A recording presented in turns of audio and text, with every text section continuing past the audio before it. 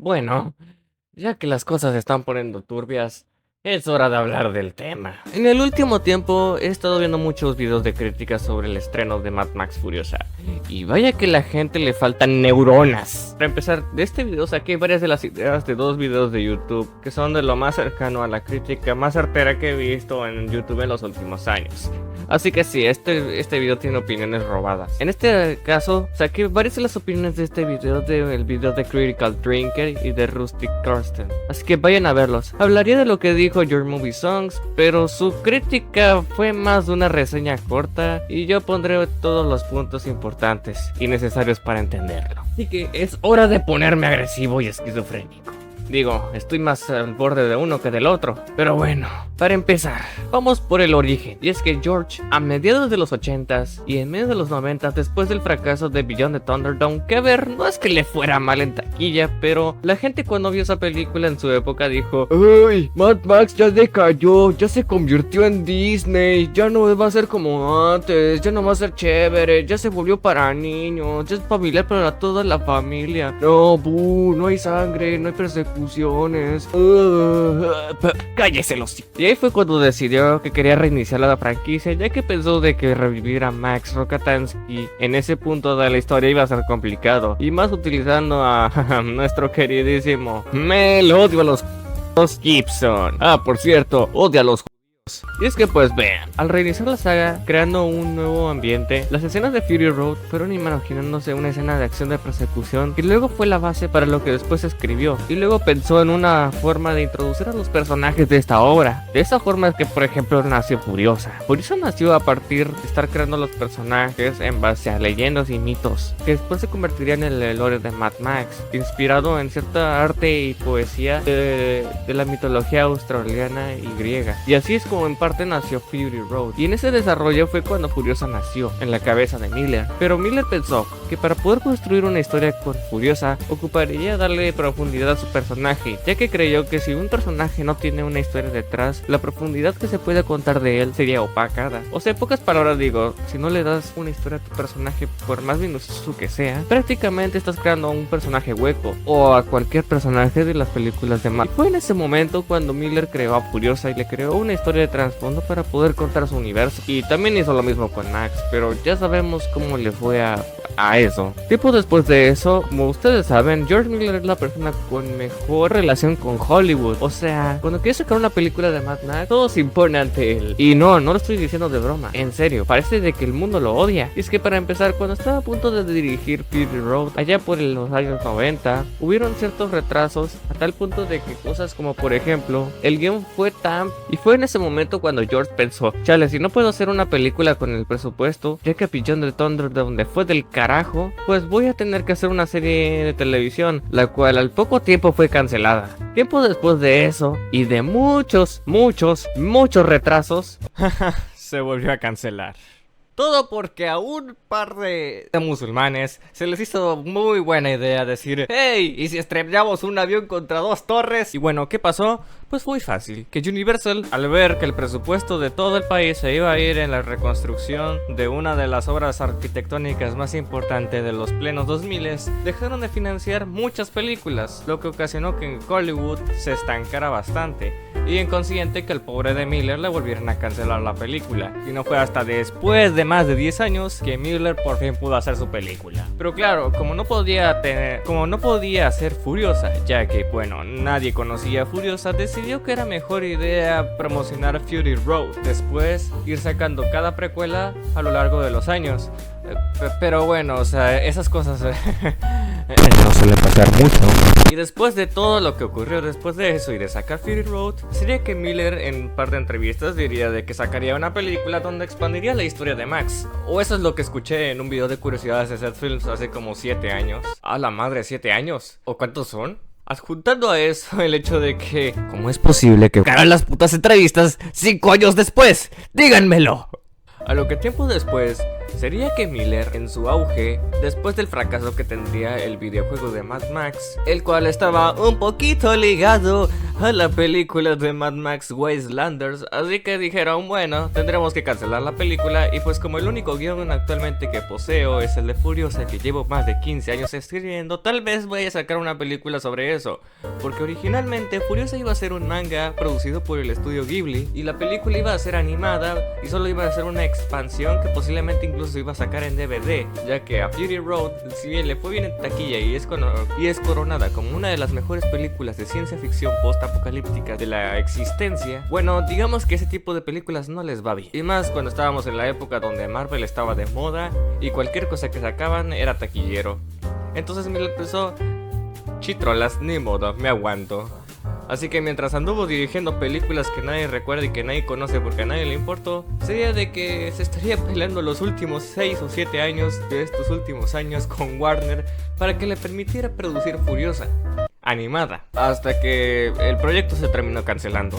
¿Por qué? Bueno, muy sencillo, porque después de eso se empezó con la producción de una película live action, ya que dijo, pues ni modo, todavía sigo escribiendo el guión de Mad Max The Wastelanders, que sí, es la película que absolutamente todos estábamos esperando, y dijo, bueno, es lo único que tengo para sacarle al público, entonces intentaré hacer una película de eso. Y como ustedes saben, Miller tiene mucha suerte para dirigir películas. Miller en este momento empezaría a pelearse con todos los estudios para que le ayudaran a producir Furiosa, incluso peleándose con los derechos de las películas de Mad Max con la cadena de Warner Bros, ya que no le querían permitir hacer la película y tampoco le querían dar la licencia de las películas para él hacerlas independientemente, así que básicamente toda su filmografía estaba encerrada en una especie de prisión sin posibilidad de utilizarlas para poder hacer sus propias películas y tampoco podría utilizarlas para nada. Básicamente IPs encerradas en lo que todos en la industria conocemos como productos fantasma, porque la licencia no está permitida al uso, pero tampoco se va a utilizar, entonces básicamente es lo equivalente a los media, pero en cine. Sí. Porque así como los imbéciles dicen que les hubiera gustado que apareciera Charlize Theron en vez de Anya Taylor-Joy, déjenme decirles una cosa. ¿En serio esperaban a una señora de más de 30 años interpretando un papel joven? Entiendo que la tecnología actualmente para revivir personas o incluso para rejuvenecer a otras es bastante elevada, pero ¿en serio pretendían ver a una Charlize Theron hecha mal, hecha en CGI? Pues obviamente que no, aparte de que se aparece Charlize Theron, solamente que no es la...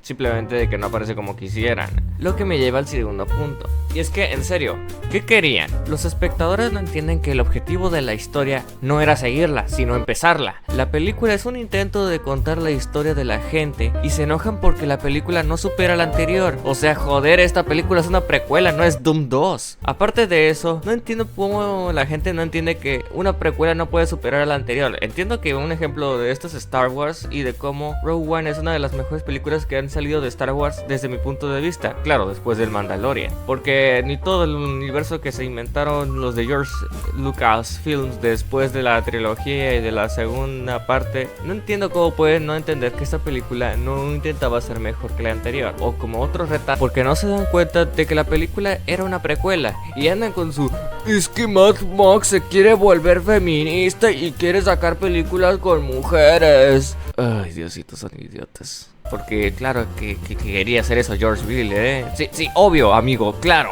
Y es que una de las funciones de cada película es ser distinta. Mientras Furia en el Camino trata de cerrar un arco de la historia de Max que debió salir en Mad Max The Wastelander y profundizar, es que Miller utiliza Furiosa en una introducción, ya que Fury Road se basa en la acción y la poca interacción, y a su vez utilizar la historia, ya que Furiosa, el papel de Furiosa era explicar la historia de Furiosa, y también, bueno, no nos vamos a negar, utilizar un solo personaje para contar el contexto de todos. Por eso es que en la mitad de la película casi no aparece Furiosa y le dan más protagonismo a Dementus, justamente para que él fuera la base de guía para contar la historia de los demás personajes. Y por eso es que un cuarto de la película es Dementus metiéndose a los distintos lugares, ya que Dementus solo es una excusa del guión para explorar lugares como Gastown, como Four Lamps o como The Citadel. Porque sí, Dementus nada más tenía el papel de enseñarnos esos lugares del post-apocalipsis. No fue tanto de que Dementus de verdad fuera tan importante. Y la intención de esta precuela era la de ayudarnos a entender cómo era el mundo antes de que Max destruyera todo. El problema es que la gente no entendió ese punto. Y aparte de profundizar la historia, intención era contar el contexto de la historia. Y por eso es que la película, si bien es cierto que tiene acción, no tiene como las demás, ya que la intención de esta historia no era en ser Mad Max Fury Road 2, sino más que nada agarrar las bases de Mad Max Beyond the Thunderdome y combinarla con la primera película para construir una película que se enfocara más en la historia y en sus personajes y en desarrollarlos. O sea, que lo hayan pensado así no quiere decir que haya ocurrido como planeaban. Suena como una completa idiotez, y lo es. Pero bueno, ya sabemos que en internet la gente es muy inteligente. Mad Max es el nombre de las películas, no del personaje. Parece que es lo más pendejo y estúpido que vas a escuchar, pero hay gente que no lo comprende y la verdad no saben que el personaje se llama Max Rokatansky. No, Mad Max es el nombre de la franquicia, y si la película se llamara Furiosa del universo de Max Rokatansky, bueno, ponte como mexicano después de que acaba el mundial y pierde a las Chivas. Exacto, como un mono o como medio Twitter. Pero es como insultar a la saga de Zelda por llamarse Zelda a pesar de que el protagonista se llama Link, exceptuando claramente Tears of the Kingdom. El problema con esto es el hecho de que muchos la tacharon de que sacaron una película con la única excusa de usar a una mujer como protagonista. Y la verdad es que, ay, Diosito, la gente, acabar la secundaria no es tan difícil. Y mira que lo digo yo. Ahora sí, Furiosa. El problema con esta película es intentar ser profunda. Es lo que promete al contar la historia de su infancia. Sin embargo, falla en un detalle, y es que mientras Furia en el camino nos menciona que Furiosa nació en la Tierra Verde y sabe cosas muy locales de su hogar como de su tribu, no se entiende cómo no sabe a dónde volver en el transcurso de la historia, pero luego mágicamente se sabe la ruta en toda la cinta, y el personaje distorsiona su historia, tanto así que el inmortal Joe, como lo que hace sentido respectivo al odio que le tiene Furiosa a lo largo de la película, después de perderla varias veces a lo largo de la historia, se nos promete saber sobre la infancia, donde Furiosa menciona cómo el inmortal Joe lo culpa implícitamente. Incluso en Fury Road se nos da a entender que es culpa del inmortal el arruinar su vida, pero él no es más que el puente para presentar a Dementus, lo cual no tiene sentido. Quitando de lado el peso del personaje, esto hace que ver a Furiosa odiar a Joe parezca solamente como una forma de quitarse la culpa por no poder salvar a su madre o a Jack, y ella ve a través de Joe lo que vio en Dementus años atrás, ya que quienes al final raptan a Furiosa son carroñeros randoms que encuentran por ahí, lo cual en cierta manera le quita peso a ciertas partes de la película de Furia en el Camino que tenían estipuladas en Furiosa. Lo muy mal es que nunca se exploró muy bien la infancia de Furiosa. Nunca vemos a su pueblo más allá de un par de minutos, donde solo podemos ver que nunca entendemos cómo son ellos, quién es su padre, o esto se siente como si los escritores dijeran, y es como de, hey, ya les enseñamos la infancia de Furiosa en la Tierra Verde de muchas madres, mírenlo, cómo les gusta, vean a la actriz de Sinsajo. Ahora sí, hora de ver a Chris Hemsworth. Quise decir Dementus. El ritmo de esta película tiende a caerse al principio y tiene un ritmo similar al de Fury Road, pero que luego se siente irregular a lo largo del film. Con esto no digo de que sea una mala película, sino de que tiene muchos fallos, no la destruyen, tiende a no respetar la continuidad. Y bueno, es hora de hablar de Chris Hemsworth. Oh yeah, sí. Y es curioso, pero él dijo de que fue uno de los papeles favoritos en los últimos años, más que nada por no ser un actor de la compañía del ratón rojo. Pero Dementus falla bastante como villano, ya que al intentar ser algo que no es, por ejemplo, Negan en The Walking Dead es un personaje carismático y que genera miedo y rudeza y lo hace increíble como villano, pero Dementus intenta ser así y termina resultando bastante egocéntrico y entendiendo que el personaje debe de caer mal, pero Chris solo agarra su único logro, que es ser Thor, e intenta impregnárselo a lo largo de Furiosa, convirtiendo a Furiosa en una película más del montón. Y se nota que la película grita a los cuatro vientos, hey, esto no es Fury Road. Un aspecto técnico, y esto es algo que hasta incluso congenio con Karsten Renskit, y sigue insistiendo en que la película enfoca en brindarse una historia más que en darte un producto de acción. Algo que no me gustó fue el corte del desarrollo entre las secuencias, ya que mientras en Fury Road hace el trabajo de dejarte sombrar por Furiosa, pasa de Furiosa aprendiendo a conducir a conocer al pretoriano Jack y su muerte. Otra cosa, que si dijeran, hey, ya vistes un poco de esto, y luego de lo otro, y luego de lo otro, sin dejarte sentir como que va sucediendo las cosas. También intentan hacer que Furiosa parezca ruda, mientras que en Fury Road podemos ver cómo ella desprende esa...